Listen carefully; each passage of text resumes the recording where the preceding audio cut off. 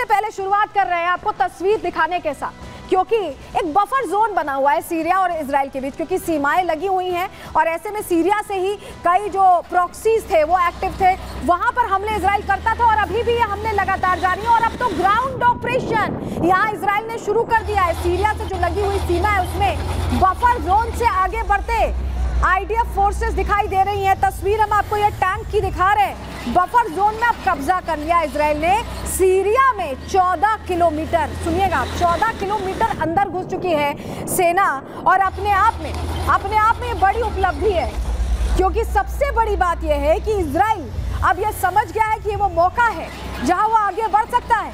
Syria proxies जहां से Iran के यहां से अटैक किया करते थे, अब वही सीरिया एकदम तहस नहस हो गया और इजराइल आगे बढ़ रहा है। जरा आपको समझाते हैं कि इजराइल एक्शन मोड में क्यों आया और कैसे आया। असद सरकार के पतन के बाद एक्शन में है इजराइल। हमने आपको दिखाया कैसे ग्राउंड फोर्सेस यहां पर एक्ट कर रही हैं। गोलन हाइट्स के पास सीरियाई इलाकों में सेना भेज दी गई है। इस तैनाती को अपनी सुरक्षा के लिए इजराइल ने जरूरी बताया, ग्लोबली ये बात कही है। इजराइल के इस ऑपरेशन का पूरा फोकस देखिए 3 इलाकों पर है, कुनेत्रा, नवा और दारा। ये 3 इलाके हैं जिस पर पूरा फोकस है। इजराइल ने सीरिया में करीब 100 से ज्यादा हमले किए हैं और लगातार अपने हमले के दायरे को भी इजराइल रणनीतिगत तरीके से बढ़ाता जा रहा है, क्योंकि अपना प्रभुत्व इस इलाके में, मिडिल ईस्ट में इजराइल स्टैब्लिश कर चुका है और पूरी तरह से यहाँ उस प्लान पर काम करता दिखाई दे रहा है। और आपको समझाते हैं, इजराइल के इस एक्शन के बीच कहीं ना कहीं ईरान बहुत कमजोर पड़ गया है, क्योंकि ईरान के लिए सीरिया वो लिंक था जहां पर वो अपने प्रॉक्सीज भेजकर इजराइल पर हमले करवाता था, और यहाँ वो प्लान अब पूरी तरह से डीएक्टिवेट हो गया, क्योंकि सीरिया विद्रोहियों का हो चुका है। अब उतनी चल नहीं पाएगी ईरान की। चलिए आपके सामने जरा जानकारी रखते हैं कि कैसे हम ये कह रहे हैं, क्यों ये कह रहे हैं। ईरान शिया शासकों का समर्थक रहा है हमेशा से, हिजबुल्ला और हूती को मदद करता रहा है। कैसे करता रहा है आपने देखा है, और सीरिया के जरिए ही हिजबुल्ला को हथियार देता रहा है ईरान।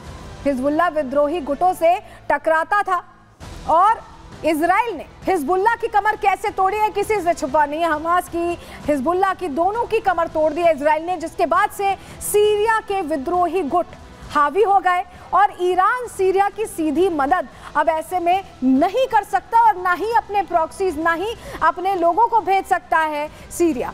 चलिए जरा आपको समझाते हैं, अब जरा आपको ये समझाते हैं कि कैसे ये जो प्लान एक्टिव हुआ है इजराइल के लिए, ये जो पूरा घटनाक्रम हुआ, ये कितना ज्यादा पॉजिटिव रहा है, कितना मजबूत रहा है। चलिए जल्दी से आपके सामने जानकारी हम रख रहे हैं, आपको जरा बताते हैं। आपके लिए समझना जरूरी, जरा ये मैप देखिएगा, ये आप मैप देख रहे हैं, यहाँ आपको पोजीशनिंग समझ में आ रही होगी। पोजीशनिंग, ईरान इधर है, बीच में इराक है, ईरान और इराक में साठगांठ है, यहाँ से सारी चीजें आगे जाती हैं। बीच में एक आता है सीरिया। इसी सीरिया में पहले प्रॉक्सीज जो रहते थे वो ईरान से वाया इराक जो भी हथियार आते थे, जो भी इनके प्रॉक्सी वॉर करने वाले सोल्जर्स आते थे, उन्हें लेबनान भेजता था, हिजबुल्ला को हथियार पहुंच जाते थे।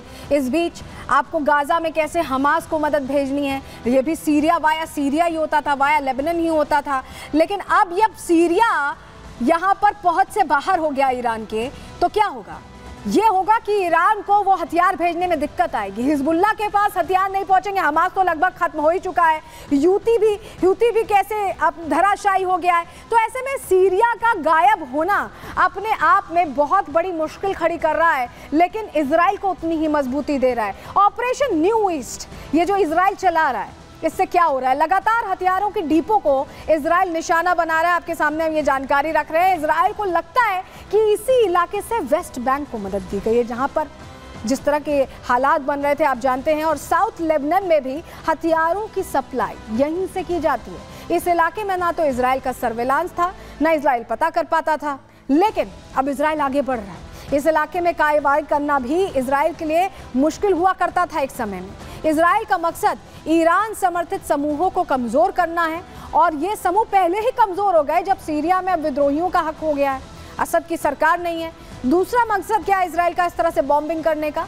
इस क्षेत्र में सुरक्षा को सुनिश्चित करना, इजराइल के लिए कोई थ्रेट ना क्रिएट हो, ये सुनिश्चित करना। और इसी के बाद इजराइल ने अपना नया ऑपरेशन न्यू ईस्ट शुरू कर दिया है। इस न्यू ईस्ट ऑपरेशन की शुरुआत के बाद कहीं ना कहीं थोड़ी मुश्किल खड़ी हो गई है।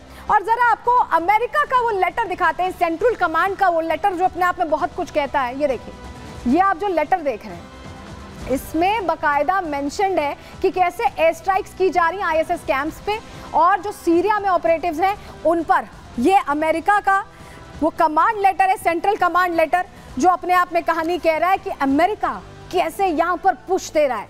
ये आप देखिए, इजराइल को पुश देता दिखाई दे रहा है।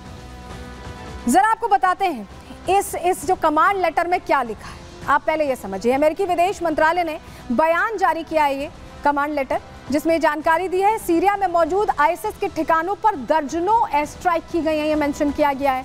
अमेरिकी एयरफोर्स के B-52 स्ट्रेट फोर्ट्रेस बॉम्बर ने यहाँ पर बम बरसाए हैं, इलाकों को टारगेट किया है। F-15 strike eagles, A-10 Thunderbolt fighter jet ने यहाँ पर हमले किए हैं और इन हमलों का बड़ा मकसद भी है। हमलों का मकसद ये है कि कैसे सेंट्रल सीरिया में जो इस्लामिक स्टेट के नेता हैं, लड़ाके हैं, उनको यहाँ न्यूट्रलाइज किया गया है। चलिए ज़रा आपको एक और तस्वीर दिखाते हैं, एक और तस्वीर दिखाते हैं जो आपको और हालात समझाने में मदद करेंगे, क्योंकि दमिश्क में बंकर मिला है। बंकर किस लिए बनाया गया था ये सवाल है, लेकिन तस्वीर देखिए। मोहर असद का अंडरग्राउंड ये बंकर है जहां पर शायद वो भागने की तैयारी थी, हो सकता है इसी से जब वो गए हैं, जब वो फ्लाई करके रशिया गए हैं तो वहां पहुंचे।